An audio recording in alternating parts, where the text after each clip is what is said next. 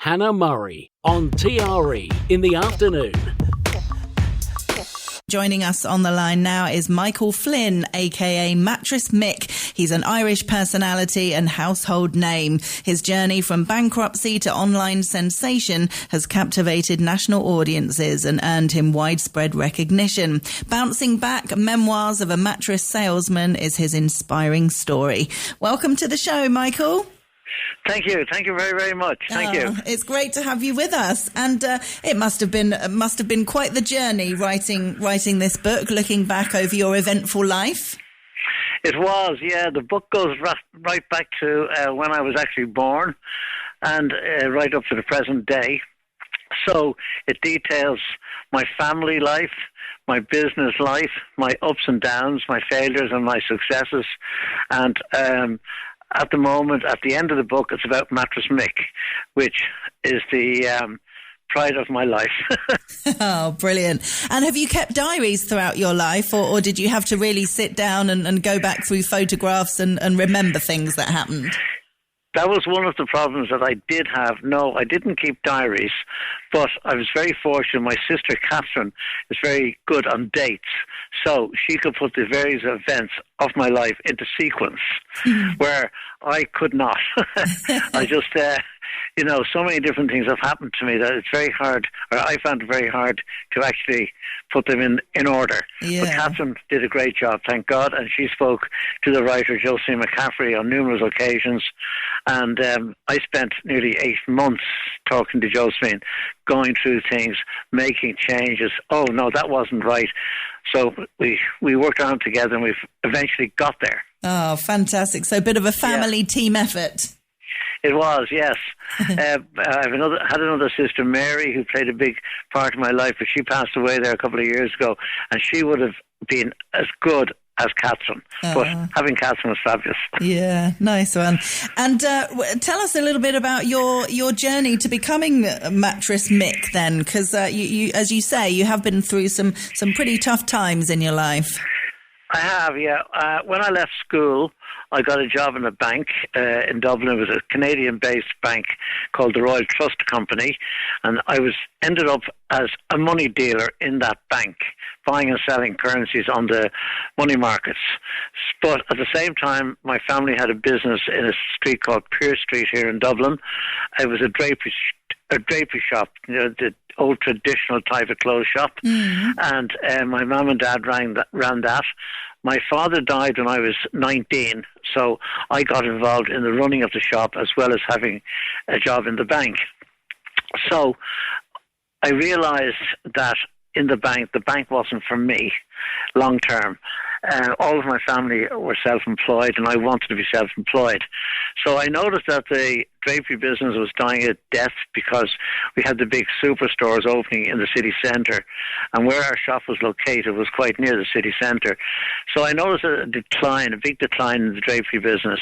So I decided, what do I do? And one day I noticed somebody getting off a bus. There was a bus stop right outside our store and they were carrying a bedside locker. So I said, why do they have to go into town to get a bedside locker? So I started thinking, and I slowly introduced furniture into the shop in Pearse Street. And it took off very, very well, really well. And I opened a second shop in another street called Prussia Street here in Dublin. So it was flying along. And then I made a big mistake. I went into the grocery business. I started selling, groceries in another area of Dublin called Ringsend. And it, at the time, went very, very well. But one thing that came out of it was I met my wife there. She came and applied for a job, and I engaged her services, and we got on very well, and we ended up eventually getting married. But in the meantime, I was enjoying myself. I was making plenty of money. I took my eye off the ball, and I lost the drapery business. It was unfortunate, but it was me. And I put my hands up. I'm not ashamed to say I made a mistake. But I still had the furniture going. I eventually then got a shop in the a shopping centre here in Dublin called the Northside Shopping Centre. It's based in Coolock here in Dublin. And I was in there for 26 years, doing very, very, very well, yeah. And just before that happened, there was a market in Dublin called the Dandelion Market. It was based in an area called St. Stephen's Green, and I took a stall in that at the weekends selling costume jewellery. So I was working in the bank, I was working in the Pure Street shop, and I was working in the Dandelion Market, and I made a good lot of money out of that. I did very well. I bought my first car, a little Mini, loved it. So anyway, the Northside Shopping Centre came along, and I was there for 26 years selling all kinds of furniture, beds, sofas, tables and chairs. But in 08, 09, things got very dodgy here in the country. I'm sure you know about it. And the sales dropped. The rents were still high. So I eventually decided to liquidate that company. It was a very, very difficult decision because I didn't want to let down my suppliers. I didn't want to, seem like a failure. But I kept saying to myself, I failed, but I'm not a failure.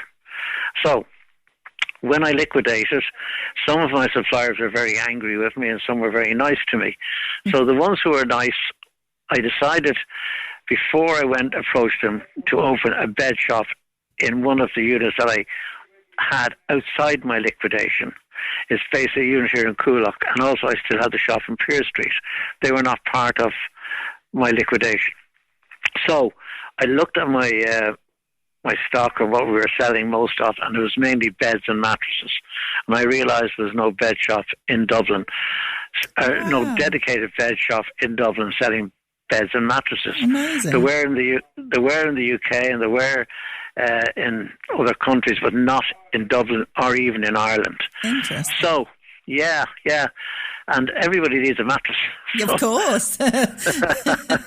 So I decided, I approached my suppliers and my older suppliers, and they said they would support me. So we put a lot of beds and mattresses into the two shops, in Pier Street and in the Coolock warehouse. And we started selling them. And I traded then as a name, I used the name Beds Plus, not Mattress Mick, Beds Plus. But it went very well, and I realised it needed something else. It needed to be a little bit different. So I took a look around and I said, right, we dedicated, or we used the American idea of the salesman selling mattresses products in a gimmicky way. Yeah. So we came up with the idea. I met a friend of mine, Paul Kelly was his name. He was interested in social media. I had no idea about social media because it wasn't my generation. So I met him by accident in a pub here in Dublin, and I told him my story. He told me his story, that he was looking to do something different, and we created the brand Mattress Mick. We didn't know what to do or who to use, so we could have used a cartoon character, we could have used an actor, or we could have used me. And I was the cheapest and the best looking. Absolutely. Brilliant. I have quite long hair. I look a little bit different. I don't know if you've seen any of my videos. I have, yes, absolutely. Yeah, thank you. And we went on what I call a guerrilla marketing campaign. I had very little money to spare on advertising, so we went around, we put posters all over Dublin as Mattress Mick, the mattress champion, so to speak, and it began to work. And business increased dramatically after a period of time. But one of the things, when we put up all these posters, I got myself into a bit of bother with the authorities. They kept sending me these fines for litter. They called me litter because I was putting signs up where I shouldn't be putting signs up. And I got these summonses. I never paid one of them. I went to court and I defended myself. And the judges always just said, look, go on, whatever. It was very nice, but I just couldn't justify paying a fine of €100 when I don't think I'm litter. I'm just trying to make absolutely. Yeah, so that worked out quite well. So one of the signs we put up was in an area called the Five Lamps in Dublin, and it was copped by Stephen Fry, the famous English personality. So he tweeted about it, and that brought the brand way up. It went viral over here in Dublin. Yeah, Stephen Fry's tweeting about Mattress Mick, and the phone started ringing. I got a couple of radio interviews. I actually got a television appearance because they wanted to know how I felt about Stephen Fry. Recognised me. And I actually offered him a free mattress, but he never took it up. Oh, that's amazing. Well, there you go. I bet you know a lot more about social media now, the impact of one tweet and what that can do for your business. Unbelievable. It was amazing. And then I got some lovely radio interviews on local radio stations, on national radio, RTE, and that brought the brand, or the people had the confidence in buying beds and mattresses from me because they heard me on the radio and whatever. Yeah. So it went very, very, very well. So what I did was we decided on the name Mattress Mick. We were going to go Mick's Mattresses or Mickey's Mattresses or whatever, but Mattress Mick sounded right. And I registered that as a trademark, both here in Ireland and in the UK. So what I did after that, I decided I needed to expand the brand, but I didn't want to do it myself. So I offered other retailers a license to trade as Mattress Mick. So we ended up with 10 shops around the country. Gosh. Yeah, it was great, super. And my role was to go around every week to a different location, do videos, do radio ads, do promotions, and just meet and greet the customers. And I loved it. It was really great fun. And then we got a documentary done about us. A director called Colin Quinn wanted to do a 15-minute documentary or a 10-minute documentary, but it ended up being an hour and a half because he kept following us around. We were growing, and the whole thing was quite exciting. So that particular documentary won what we call a NIFTA award in 2017. So we got a nice Oscar for that. And it went all over the world to all the different documentary festivals. We actually were in Toronto at the Hot Dog Festival in Canada. The film company brought us over there to receive a prize. It was lovely, super. And again, that brought the profile of the brand up. Yeah. We also then did another video, Back with a Bang. It's on YouTube. You can see it where I'm a rapper. Of course you are. Rapper. How was that? Super. If you take a look at it, if you get a chance, it's called Back with a Bang on YouTube. Anyway, after that then, we did a musical. What? About my life story, yes. Mattress Mick the musical. And we only did that now last 12 months.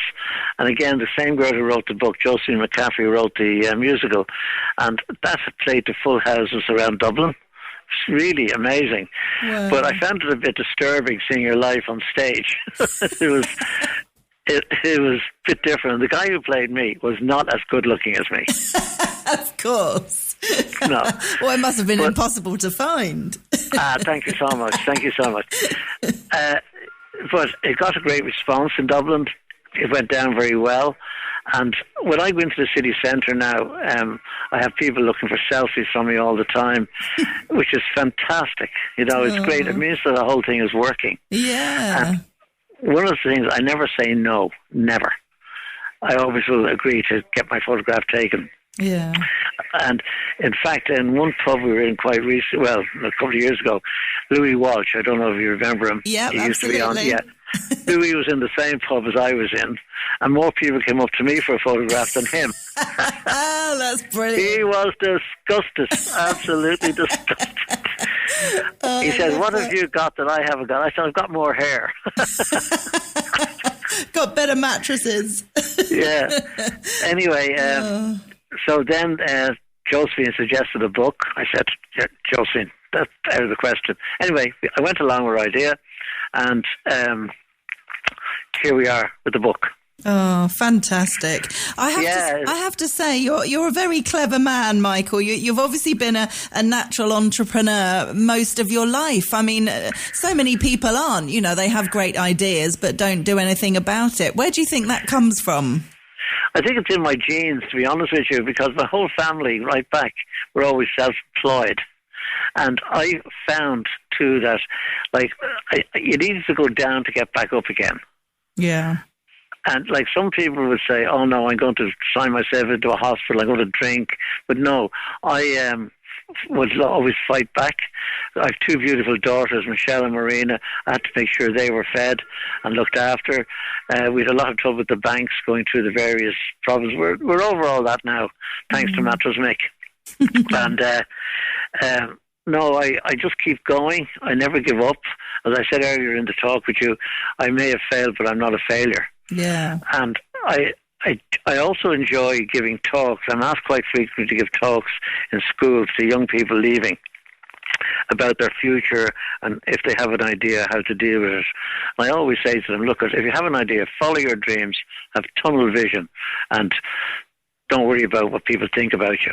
Yeah. Oh, great advice. It's brilliant that you're doing that, because I was literally going to say to you, you could go around the country giving talks. So I love that you're actually doing that. Yeah, I do it in schools and in colleges, and I also did it in a prison. Oh, where interesting. It was a prison here in Dublin where I was invited by the governor to give a talk to prisoners. And there were 26 or 28 prisoners in the room. And I know that two of them were in for murder. But I didn't know who they were because they wouldn't point them out to me. But a year after I left or did that interview, two of the prisoners actually came out to thank me for, putting them or helping them to get on the straight and narrow. Wow. And I think that is brilliant. That means so much to me. Absolutely. And that you can help somebody. And even some of the students who I've spoken to over the years would come in and say, listen, thanks very much. Such a year you gave a talk, and it meant a lot to us. And I think that is super. And one other thing I do a lot of, I work with the homeless people. I like helping the homeless. I like encouraging them to try and get their lives in order, and that's something I enjoy doing. Yeah, that's fabulous. And being inspirational to people, whether it's to kids or university students or people in prison, I think a lot of the time these people can think that success is something that happens to other people. I couldn't have a successful business. I couldn't possibly do that. That's not the kind of thing that I could do. And someone like you coming along and telling them, no, they can. If they've got an idea, if they've got drive and determination, then they can do it. It's a great message. Well, I also think it's important. I'm not ashamed to say that I made mistakes. Yeah. I did make mistakes going through my life.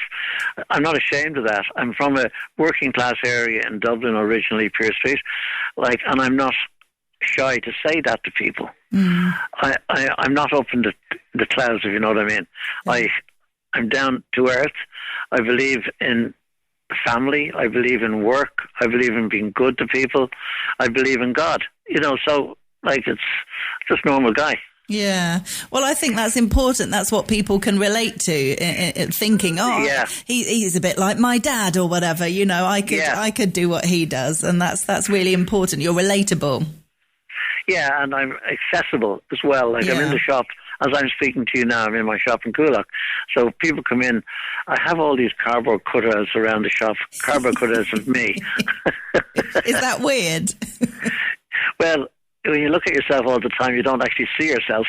But people come in and get photographs with the cardboard cutouts. They've actually taken them away to weddings, to christenings, to funerals. Wow. Can I borrow your Mattress Mick? My daughter's getting married and she's a big fan, that kind of stuff. Brilliant. It's great crack. I love it, I love the interaction. And I go for a pint with, say, in my local pub. I'm never really on my own. People come and say, hello, how are you? Yeah. Can I buy you a pint or whatever? It's really great. It's really super, yeah. So what's next for you? I mean, obviously the book is a big deal and you're promoting the book. We've had the musical, as you say. I mean, what could you possibly be planning for the future? Maybe Netflix might come along and say, can we do something for you? Yeah, why not? Why not? I'm very pleased that I've reached the book stage was kind of like the big one. And it's nice to say or to have a book, a musical, a documentary about my life that in the years to come, when I'm gone to heaven or wherever, people will remember me. Yeah, for sure. I've been asked also quite a lot, would you not become president of Ireland? Will you not go for the election? Yeah, and what's your thoughts on that? No, that's like going to jail for 7 years. Fair enough. Yeah, you couldn't go. But I wouldn't mind a crack at the Lord Mayor, which is only 1 year gig. Okay, that's doable. That might be a bit of fun. But to do that in Ireland, you've got to become a councillor. You cannot. It's not a free vote as yet. But if it did come up, I think I might go for that. Yeah.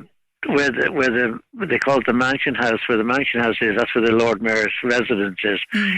It's in a lovely area, loads of nightclubs, loads of pubs around it, loads of lovely restaurants. Sounds like a great gig. Yeah.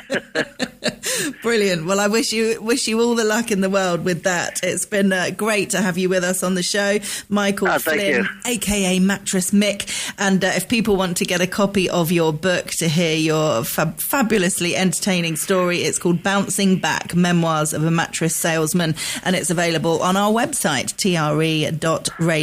Michael, thank you so much for being with us, and keep being you. It was an absolute pleasure talking to you, and thank you again for having me on. Take care. Bye-bye. God bless. Bye-bye.